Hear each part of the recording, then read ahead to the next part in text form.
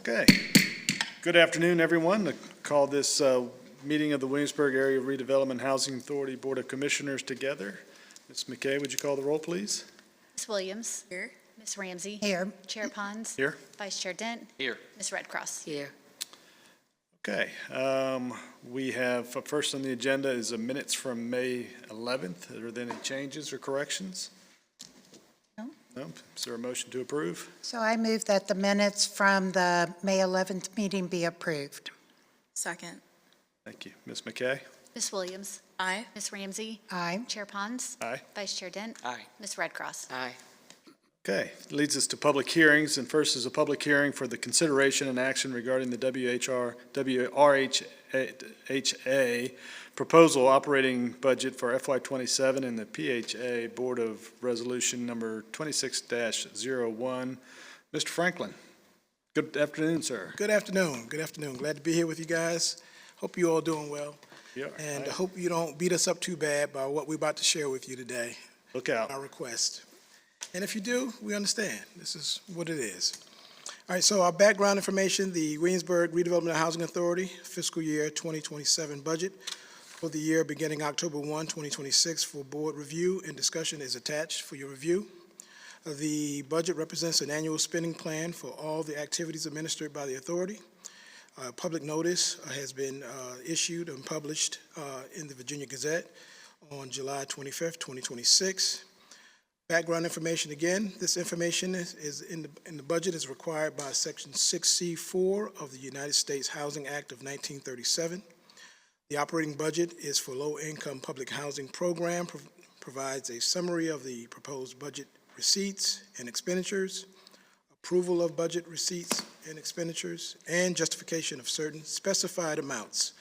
HUD reviews the information to determine whether the operating plan adopted by the Public Housing Agency and the amounts are reasonable and whether the PHA is in compliance with procedures prescribed by HUD.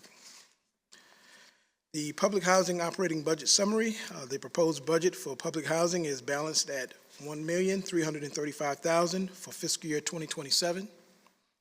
This is a 3.6% increase from our 2026 annual operating budget. Breakdown for revenues, rental and other income.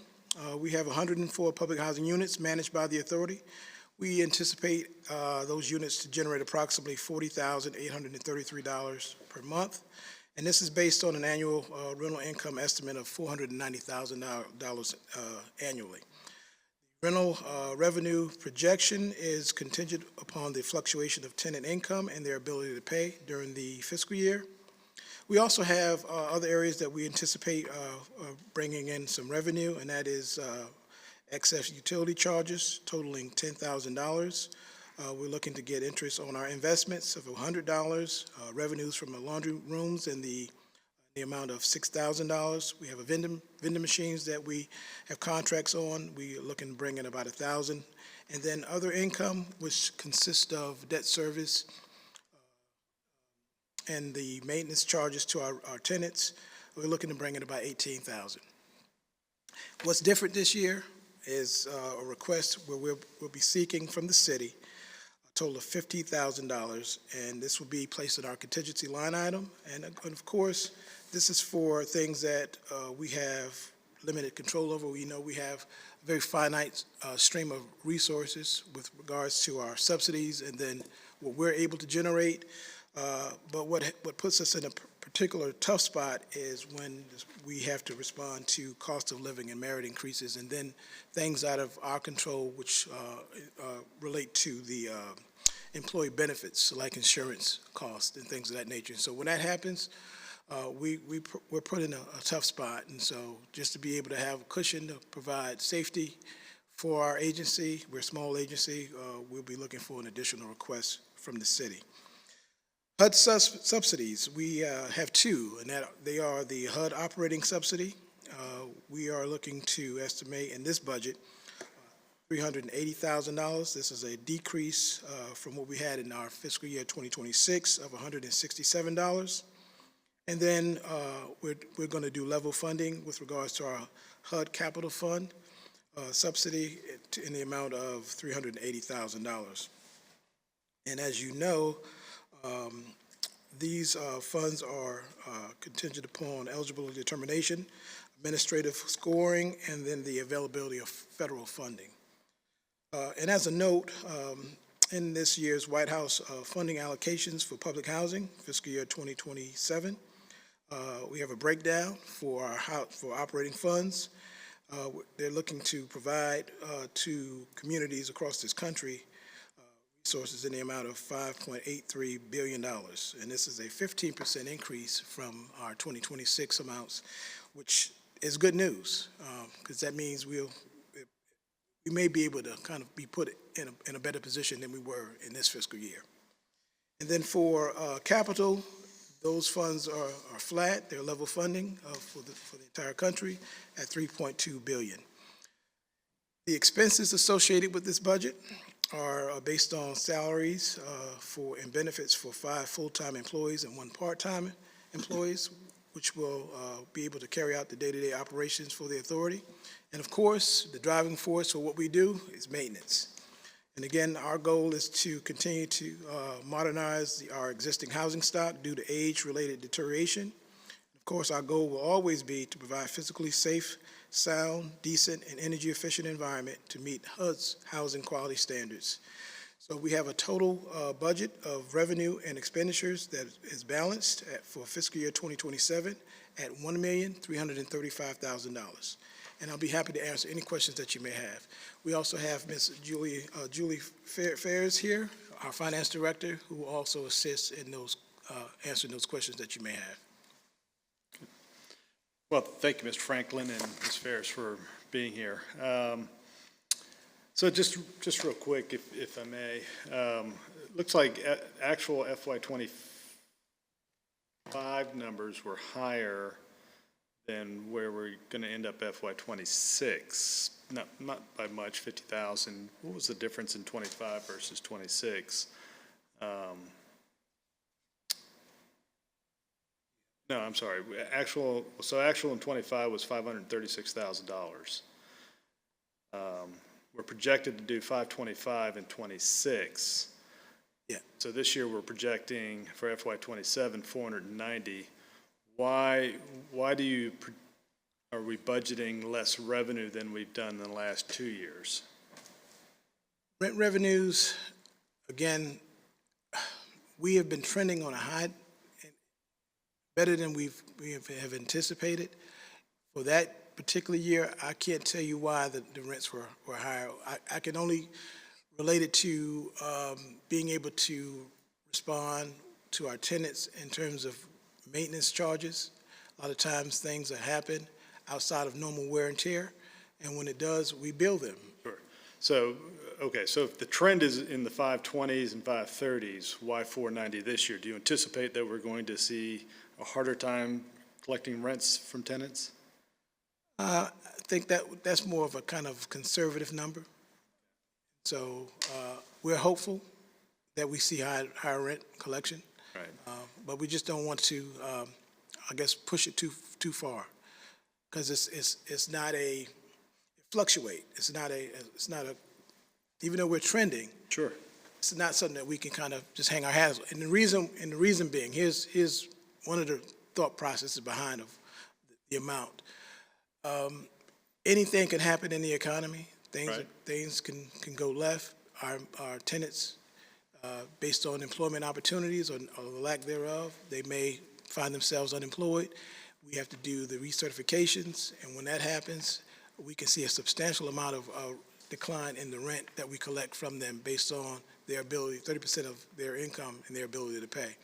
Or the economy goes up and they pay more in rent and revenues are higher. Well, that's what we want. Sure, well, absolutely. I mean, and so it's for me to sit here and share and talk with you about that. I mean, to me, that's like a good report. Right.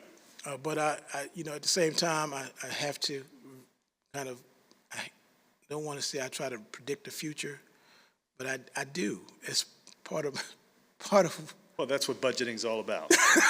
So I'm but trying to predict. But we do it based on experience. Yeah. And so that's kind of where, if this were my budget, my business, and I saw the trend, I would probably budget higher in revenue, which then leads me, if we did budget higher in revenue, it would close the gap on what what we may ask for from the city, that $50,000. Right. And so if we decided not to, if we didn't budget the $50,000 revenue from the city, doesn't mean, I know it's in the city's budget.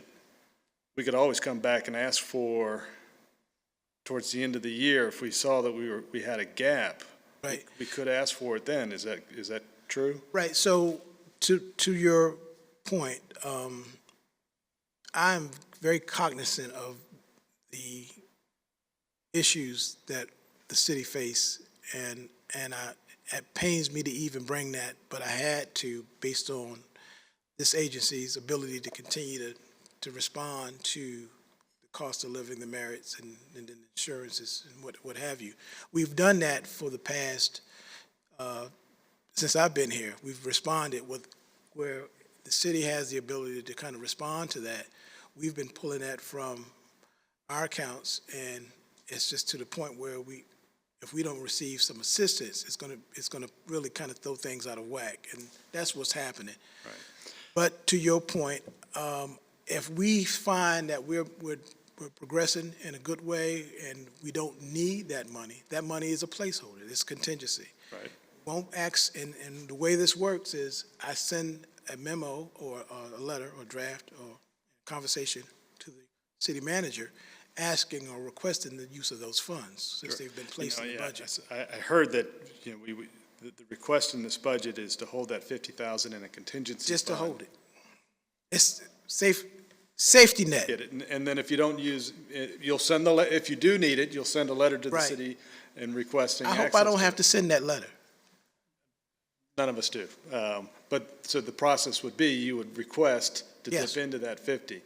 And assuming you did need it, that 50 would still be sitting in there in a contingency for a future use. Yep. Okay. That's it. All right. All right. You had mentioned also some billions of dollars that are being made available to HUD. Did you say that was for capital? The 15% increase, Yep. 5.8, that's in the operating. Okay. That's how that's usually, when we do our requests, our drawdown, we usually focus on that area first. We don't usually get our capital monies until towards the end of the fiscal year. So it's not something that we really rely on, but we need, that bread and butter is in the operating subsidy. So the additional funds that HUD is making available nationwide, we would have to apply for additional funds, or would that just be, if it comes to fruition, Right. it would be spread around with all the different housing development? Right, that's the way it's supposed to work. Okay. It's spread around, and Based on needs and scoring and all those things? Exactly, and since we are still considered a high performer, the way they've told us over the years, this is what I've kind of hung my hat on, is that we get the lion's share of those funds because of our ability to kind of stay in that criteria.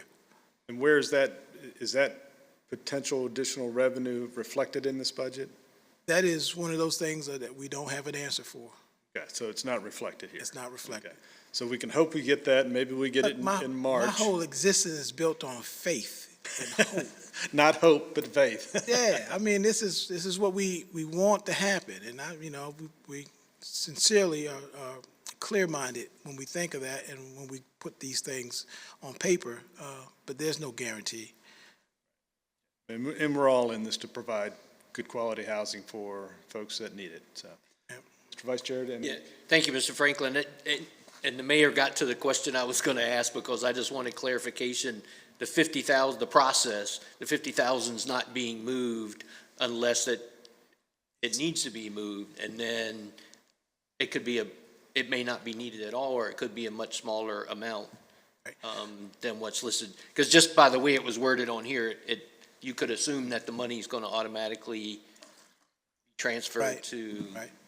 well, it is, because it's in our budget. The city's budgeted it, we've budgeted it, so we're expecting that it will come to us, but be held in a contingency account. Right. Right. Only to be used upon. Right.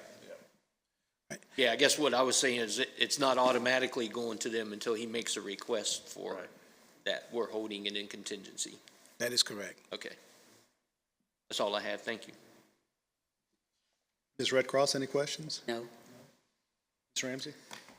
Just want to piggyback on to what you all were saying, knowing that the 50,000 will be held in a contingency fund and you all would request as needed, would each of those draws from that contingency fund come back to us, for review and approval, or would it just be at your discretion as needed?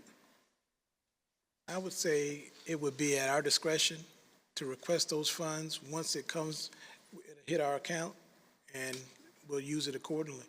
So they're budgeted in the city's budget right now as contingency. In order to get them, the Housing Authority needs to request that of the city manager. And so no action from this body is necessary for the executive director to do that as long as it's shown in the budget. And if I may add, I would certainly keep the other body, City Council, apprised of that. And one other question, you were commenting about this 5.3 billion, whatever it is, the increase of 15%, and that's very iffy at this point, I would think, because this would have to be approved in the budget from Congress once a budget is actually passed. Is that correct? That is correct. Now we're talking about faith, right? Because there seems to be more continuing resolutions than actual budgets, so. But here's my logic in that, and I try to stay out of politics, but I have a tendency of reading the tea leaves. If it came from the White House, what's the likelihood of it not being approved by the majority? Want me to get into, I'm just saying. because Orange Man's bad. So I'm optimistic, and I'm feeling very good at this time, because normally I share with you all I try not to wear it, but you know, when you get older, you tend to kind of let things flow. And I'm trying to hold back, but in this case, I feel optimistic that is a good thing that I see that's coming down, because last year, or this particular year we're operating in, tremendous cuts, it was very impactful. So for them to say, okay, well, we need to go ahead and increase that line item, that budget line item by 15%, that shows me that discernment, that you realize how localities or authorities may have struggled. And so you're trying to find ways to bring them back. So that's why I'm hopeful. And I'm going to play as I get older, a little more cynical card and say that even if it is approved, there is a chance that money could go to less performing housing authorities who would need it more. But as you say, it's all in the tea leaves, and we can have faith and hope that it comes through. So I did say we live in the bizarro world now, didn't I? What's up is down, and what's down is up. I mean, things are a little different right now, but what we're doing is and I made this comment today with a colleague, I'll tell you like my mother tells me all the time. She says, just do the best you can. That's what we're doing. And I think you are with the awards and the degree of level of high performance that you've been accorded. So thank you. Thank you. Williams? So, well, thank you for the information, and I wanted to kind of piggyback off of Ms. Ramsey. And you all have really just kind of hit it out the park. Even, last year with kind of the cut in funding, I understand that we got a 94 score, which is still really like on par for, the brand that we want here in Williamsburg. So just thank you for all the work that you're doing there. A lot of my, pretty much all my questions have already been answered, but one of them I still wanted to ask, which is a bit of a two-parter question, is in regards to the $5.83 billion, I guess in prospective federal funding. So I know it's not guaranteed, but do you have any insight, or I guess the first part would be, do you have any insight on the timeline? I know the budget is just kind of, you never know when it's going to be passed, especially kind of what we saw this past year, but a timeline on that. And then do you see us receiving enough funds from, if this were to be passed, to kind of alleviate the need of us having to tap into the $50,000 that we're putting into the contingency fund? Ms. Ferris, What is usually the timeline for those funds to hit? Okay. We really just don't know until they publicize it to us, and then we see it drop down into our account. And it has not been a very large amount when they give us fundings. So, you know, it's spread across a lot of agencies. So, believe me, we're going to do everything we can not to have to ask the city for the $50,000, because the city funds us greatly, but we just need some security, and I think the unknowns have bothered Mr. Franklin and myself quite a bit, so we have something setting out there if we really needed it, but we're really hoping not to have to use that money. But again, we can't control whenever they say, here is the money, and we see it out there, and believe me, I do everything I can as soon as they put it out there and grab the money, because they can take it away as quickly as they can give it to us. So, but it's never a big, large, substantial amount. We're not like 15 or 20,000. It's not 50,000. I've been doing this since 22, and I've never seen them award us anything more than what we asked for. Okay. Well, thank you. Very low. Thank you for, I'm sorry.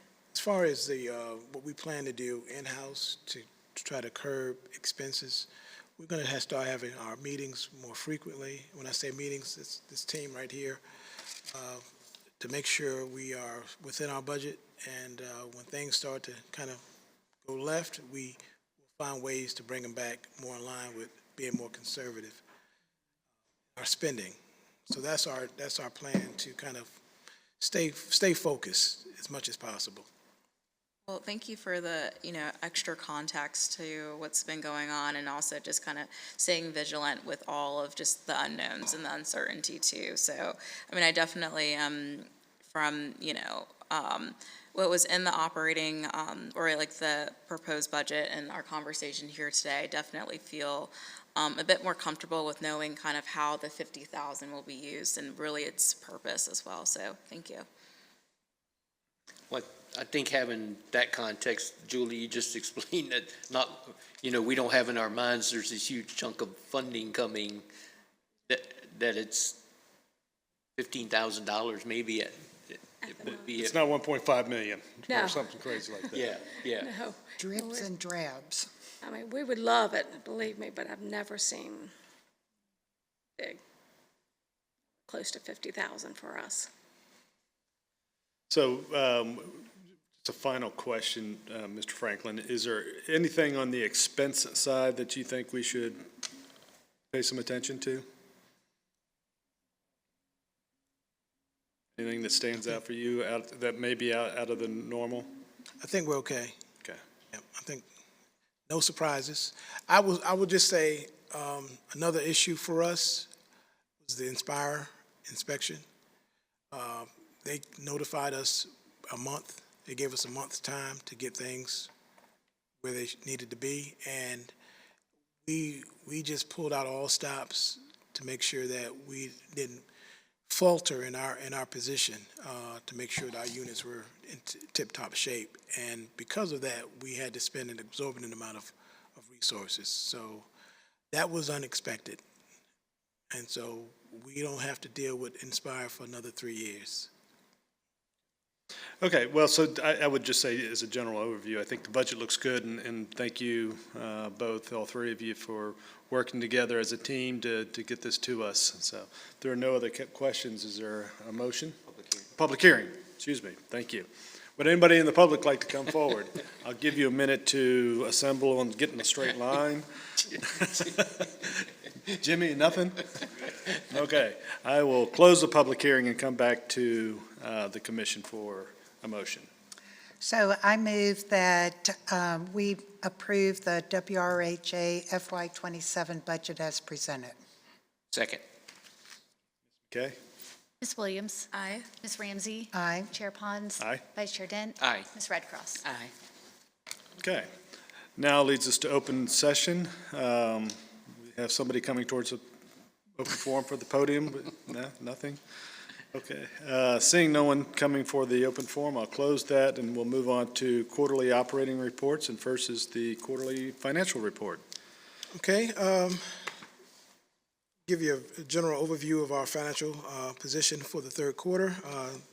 The authority, we've collected $130,253 in rent revenues during this quarter. Our year-to-date total puts us at $393,761, or 81% of our projected budgeted amount. And as you can see, we're performing well. This is what we just talked about with regards to our rent revenues. We're also doing well in the other income category, which consists of debt set-off payments and then the tenant maintenance repairs.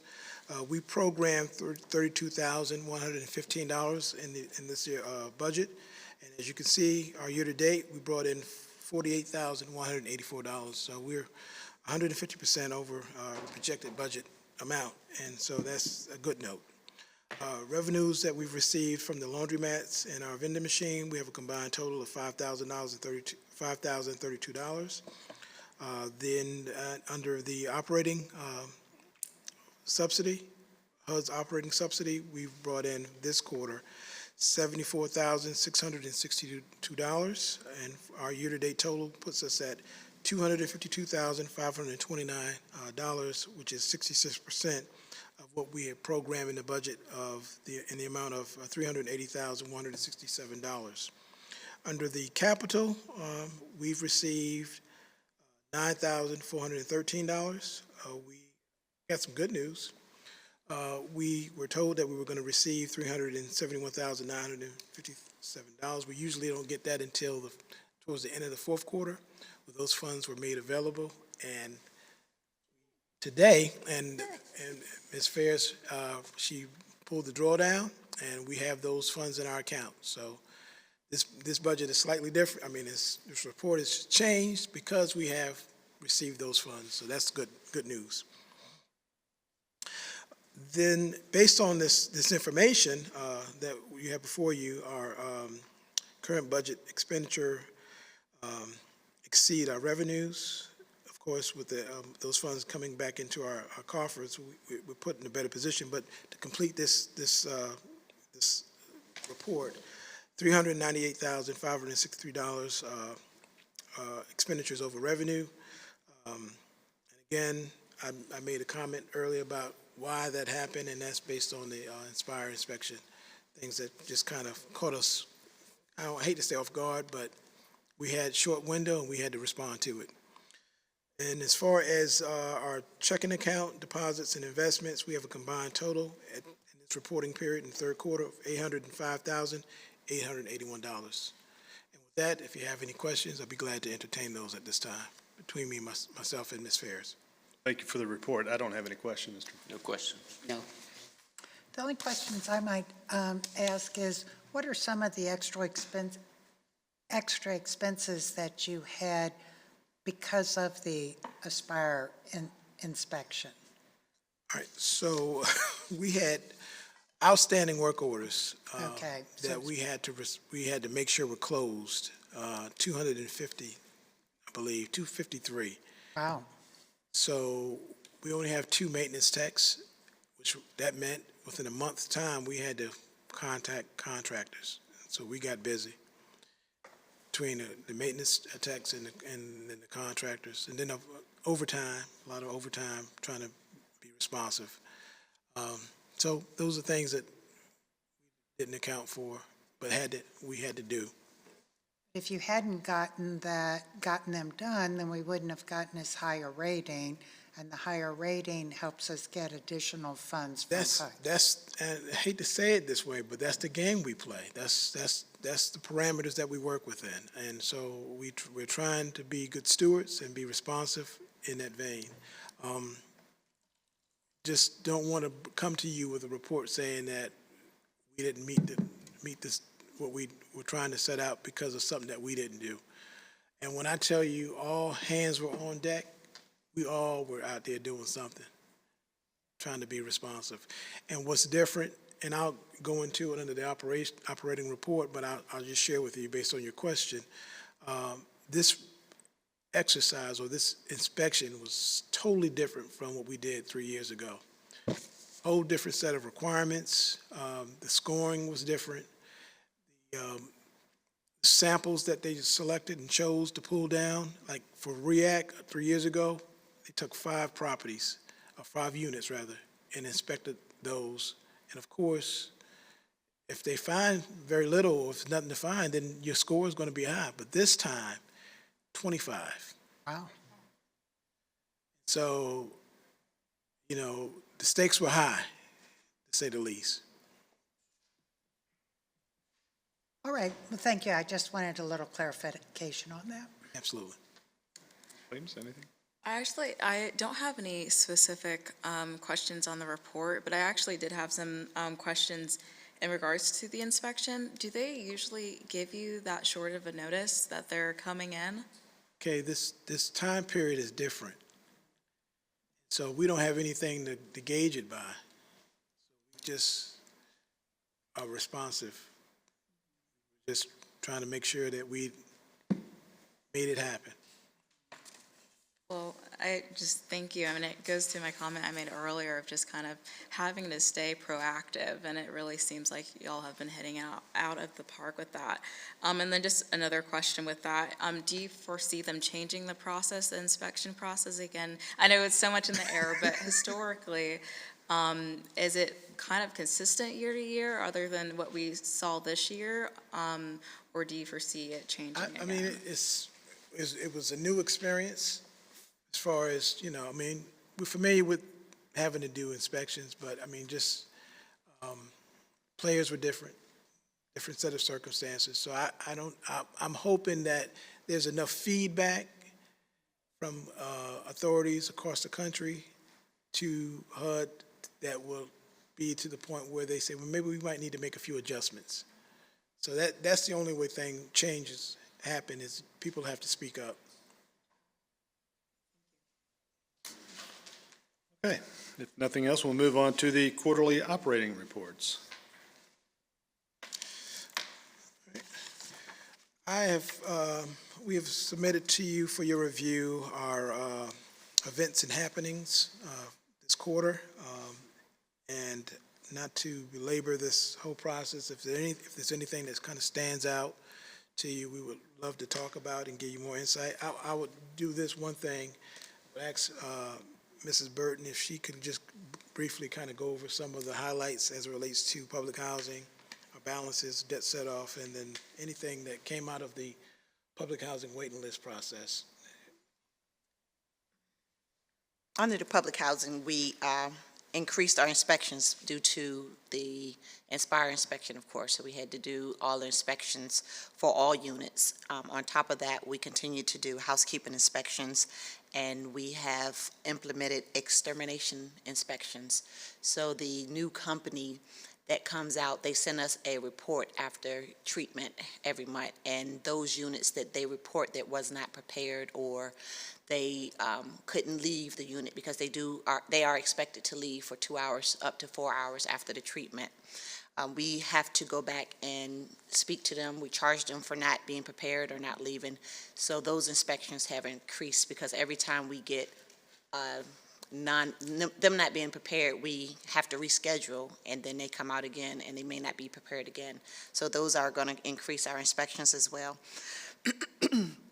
which will increase our work orders because every time we go in to do an inspection, we find something that was not reported or that need to be addressed. So of course that increased our work orders as well. The outstanding balances is probably going to increase because of the new laws. We are not able to take them to court now until 30 days. So we have to provide them the late fee letter with a termination letter, and then after that period, we can do the unlawful detainer. In the past, we were doing the unlawful detainer around the 15th of the month, and the 30-day waiting period to go to court is where we were waiting for the 30 days for us to take them. We no longer can do that. So that is starting to accumulate, and we're starting to see that their rents are starting to pile up a little bit with that. So that's starting to be a little difficult, and the judge is stickler on that new law. That set off was good this year, collecting that taxes, and I also got lottery money this year. I've never gotten lottery money, so someone won the lottery, and we took that as well. So between their state taxes and the lottery, It's cold. we are collecting. Hey, you go with that, I'm collecting. So we've gotten it, and I'm down to the last two for the year, I'm sure. So, but we will go back in November and re-put them into the system and try to collect again. And on the public housing waiting list, we did a little better this year with obtaining some applications that are active. We pushed for the applicants to turn in their verifications, and this year we were able to obtain 841 applicants out of the 1944. So the numbers are a little better this year. We had some that we've done some reasonable accommodations that they were turned to inactive because they didn't turn them in, and once they revealed to us that they were disabled, we did an accommodation and helped them through getting them their verifications uplifted. So hopefully that will help with the application staying eligible. That's good. Okay, and if there's any other questions, or anything that kind of stands out with you, we'll be happy to talk about those as well.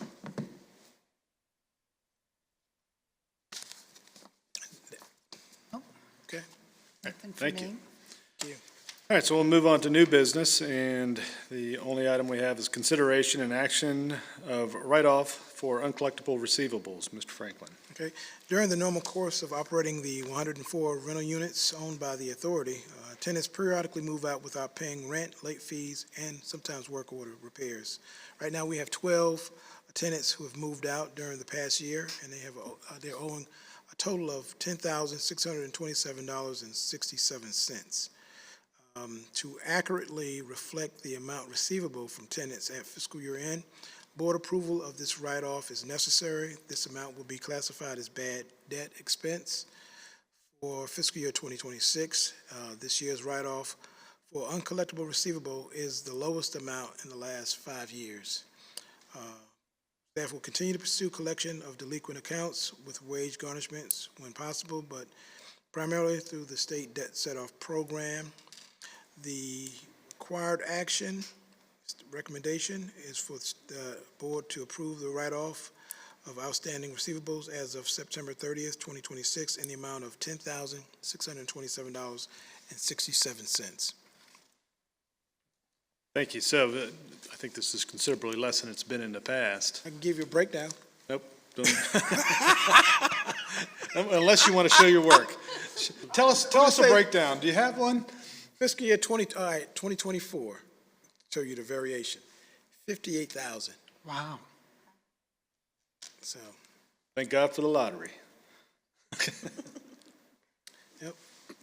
Well, so, this is a normal course of action for us to, to do this once a year. So I'm pleased that our tenants were able to pay, and the write-offs is such a low amount relative to what they've been.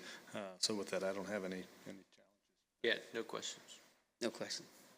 Yeah, no questions. You all have really done a lot over the past few years to collect that money, and so I appreciate all of your efforts. No questions. Thank you. Okay. Is there a motion? So I move that the board approve the write-off of outstanding receivables as of September 30th, 2026 in the amount of $10,627.67. Okay. Ms. Williams. Aye. Ms. Ramsey. Aye. Chair Pons. Aye. Vice Chair Dent. Aye. It's Red Cross. Okay. I believe that's it on our agenda. Would somebody like to make a motion to adjourn? I move that we adjourn. Thank you. Ms. McKay? Ms. Williams. Aye. Ms. Ramsey. Aye. Chair Pons. Aye. Vice Chair Dent. Aye. It's Red Cross. Aye. We are adjourned.